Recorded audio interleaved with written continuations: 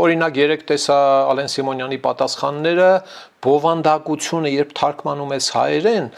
ահագին լավն էր, էլի 10-ից ասենք 6-7 բալանոց որակով, նման բաներ ասենք նախկինում են նախկին իշխանությունները երբեք իհարկե չեն ասել, բայց շատ վատ է, որ մարդը գնում ընդեղ է հասնում ռուսերեն է սկսում խոսել Լավրովի հետ, Մատվիենկոյի հետ լրագրողների հետ, իսկ նրանք հայերեն չեն խոսում, չզարմանաք, չեմ հեգնում ժողովուրդ։ Ինչու պիտի Հայաստանի պետական պաշտոնյան, բարձր պետական պաշտոնյան օտար երկրում հրապարակային պաշտոնական զրույցների ժամանակ խոսի օտար լեզվով։ Ես բան չեմ, գիտեք, կատաղի նացիստ չեմ, էլի ազգայնամոլ չեմ, որ ֆազերս գցել է կծոտում ու կզում եմ։ Ես նման խասյաթներ չունեմ, ժողովուրդ ջան, շատ հանդուրժող եմ, էլի, հա։ Ոչ էլ ուզում եմ ասել, թե ասենք ինչ որ մեկի գիտելիքը պակաս է, ռուսերեն լավ չի խոսում, չնայած իրավունք ունեմ ասելու։ Հա, բանը, ասածս այն է, որ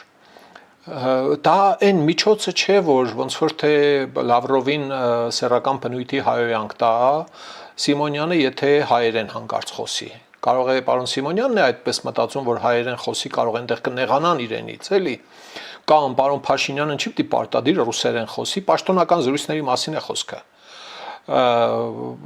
Բանի Պուտին մարդասպանի հետ, հա? Նացիստ, ֆաշիստ Պուտինի հետ։ Ինչի պիտի հայերեն չխոսի։ 8 տարի, Սերժիկի ժամանակ եմ շատ ասել, բայց այնտեղ հույս չկար, էլի, հա, մի բան է իշխանությունը զավթած, այլ բան է, ասենք ընդրված իշխանություն, հա, երկուսի ժամանակ էլ ասել եմ, նույն կարծիքին եմ ես մնում, որ պաշտոնական բոլոր հանդիպումների ժամանակ Հայաստանի պետական եւ համայնքային պաշտոնյաները պարտավոր են խոսել հայերեն, ինչի հայերեն չբացատրեմ, հա, Մեսրոպ Մաշտոցը արդեն այնտեղ շուրումուռ է գալիս, Սահակ Պարթև եւ ուրիշ պարթևներ։ Հա, ինչու ռուսերեն խոսել։ Սիրելի ժողովուրդ, խնդրում եմ լայքել եւ բաժանորդագրվել ալիքը։ Դրանով դուք կնպաստեք, որ հաղորդումներն ավելի շատ մարդ տեսնի։